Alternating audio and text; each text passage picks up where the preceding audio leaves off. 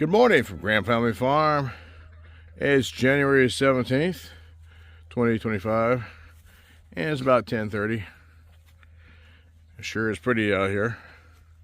I think it said it was like 34 degrees. It's nice to see the blue in the sky, the sun coming down. Feels nice and warm. Sure beats the weather we've been having. Today is Friday. Got a lot of stuff going on this weekend. Doc's still moving. Hopefully he gets it settled in. Soon we can start working on that Tahoe, getting the engine put in.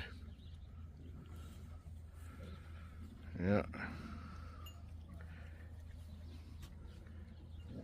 I can't wait for spring.